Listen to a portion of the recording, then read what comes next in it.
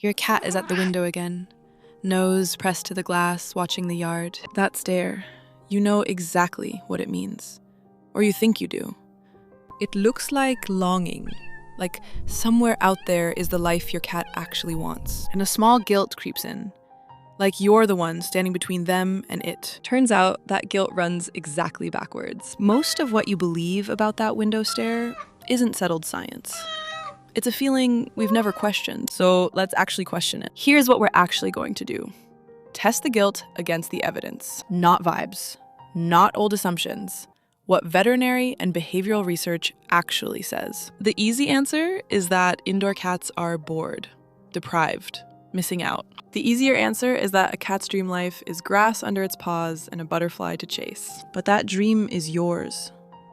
Freedom doesn't mean the same thing to a cat as it does to you. Even the experts who study this for a living don't frame it as freedom versus confinement. They frame it as a trade-off. And trade-offs are exactly what we're about to walk through. Before we make the case either way, let's lay out the honest picture. In the US, groups like the ASPCA and most feline vets recommend keeping cats indoors. Their reasoning?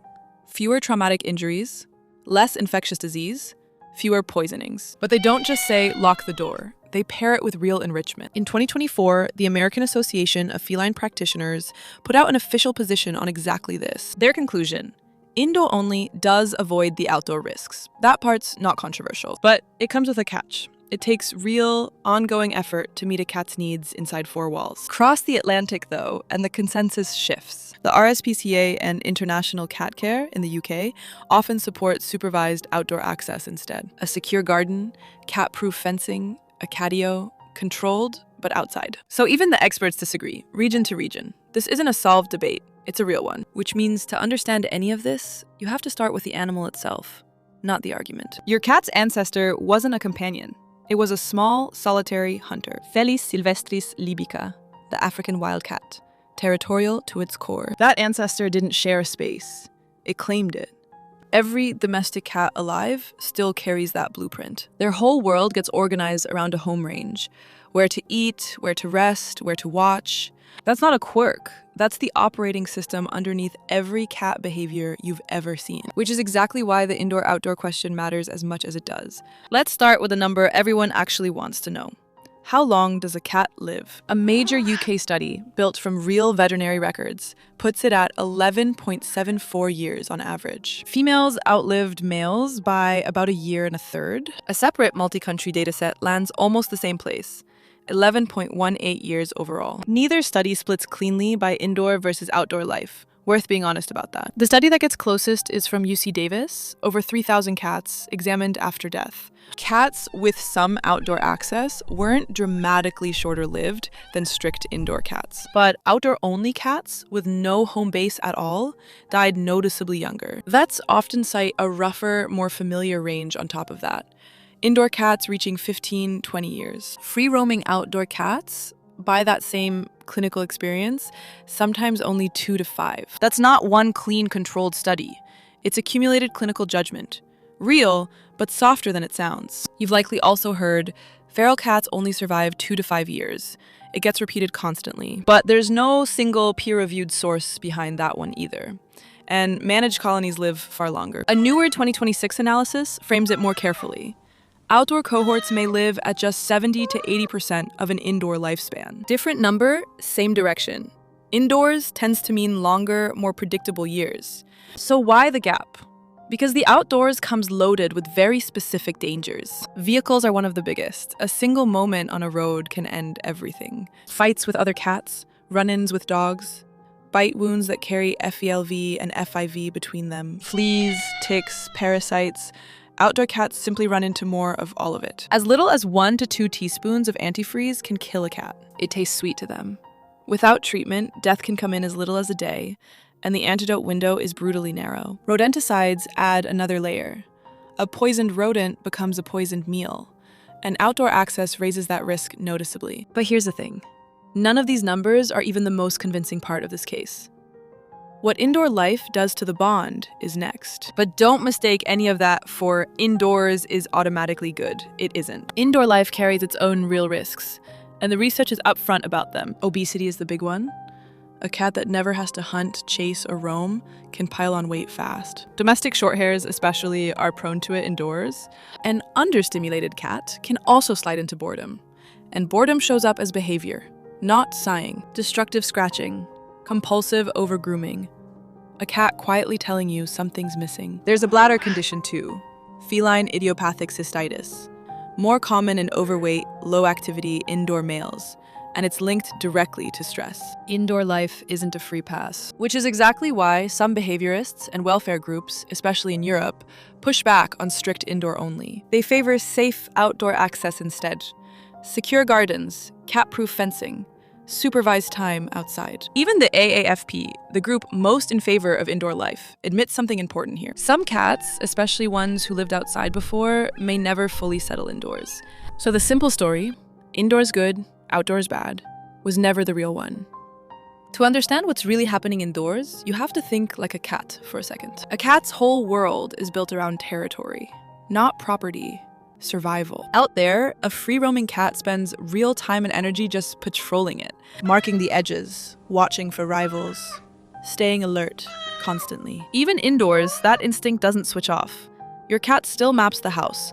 Favorite routes, resting spots, lookout points. Even the couch cushion your cat claims as their own is a tiny act of territory making. Multiply that by every room, and you start to see why a stable house matters so much to them. But indoors, that territory is small, known, already secured. No rival is coming through that door. No threat is hiding behind the couch. So here's the plausible shift. Less energy spent on patrol and defense. More left over for everything else. It's not a proven mechanism, it's an inference, but it fits everything we know about stressed versus settled cats. And everything else includes something you've probably never noticed, how rarely adult cats meow at each other. Meowing isn't really a cat language. Watch two adult cats together and you'll hear almost none of it. Scent, posture, stillness, that's their real language. The meow is something else. Something they developed specifically for us, because we don't read a flick of the tail the way another cat does. So they learn to just talk. That's not nothing. That's a species adapting its own voice to reach you specifically. And once the territory is settled and the patrol is finally over, where does all that redirected attention go? Turns out there's real research on exactly that question. And the number is bigger than you'd guess. Not a vague feeling, an actual measured number. And here is the number they found. In 2019, researchers at Oregon State ran the same attachment test used on human toddlers, on cats. 65% securely attached. Same rate as securely attached human infants. Higher than securely attached dogs. Your cat isn't tolerating you. It's attached to you the way a toddler is attached to a parent. Does staying strictly indoors deepen that bond further? No study has proven it directly. That's an educated guess, not a fact. What's proven is simpler. Cats bond hard, regardless. Indoor life just hands that bond more uninterrupted time to grow. There's a second number worth knowing. Free-roaming cats kill an estimated 1 to 4 billion birds a year in the US alone. Up to 20 billion small mammals. So let's put the real picture together. Not the oversimplified one you've probably heard. You might have heard cat well-being comes down to 3 pillars. Territory, resources, control. That's a nice rounding. But it's not the real model vets and behaviorists actually use. The real framework has 5 pillars, laid out by feline medicine researchers in 2013. A safe place to retreat to. Multiple resources, kept separate, so nothing has to be fought over. Room to play and hunt, even if the only prey is a feather on a string. Positive, predictable time with you, on the cat's terms, not yours. And a world that respects their nose. Scent is a cat's primary sense. Overwhelm it, and everything else falls apart. That 5th pillar is also why cats hate sudden change. A rearranged couch. A new grocery bag. To you, nothing. To your cat, an unscented, unmapped threat. It's not stubbornness. It's a nervous system built to treat the unknown as a threat first, curiosity second. Cats aren't chasing adventure. They're wired to prefer the world they already know, which is why they're missing the outdoors misreads what a cat actually wants. You can still give them a taste of it safely. A catio, a harness walk, a window built for watching birds. Give a cat control over when novelty happens, and even a neophobic cat turns curious. Stimulation without the risk. That's not a compromise. That's the actual goal. Here's the part almost nobody talks about.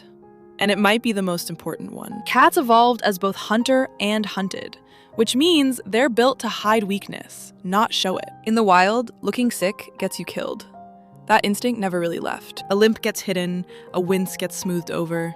Cats are extraordinary at looking fine when they're not. So by the time a cat acts sick, the illness is often already advanced. But indoors, you see everything.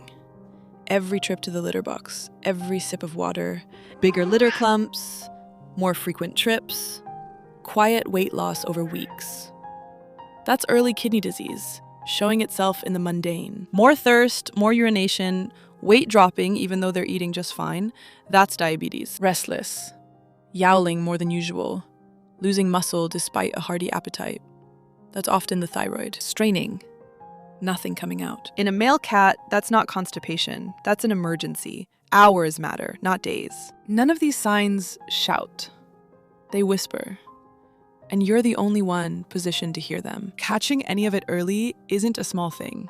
It's the single biggest factor in how well treatment actually works. So go back to that cat at the window, the one we started with. The question was never indoors versus outdoors. It never really was. The real question is simpler.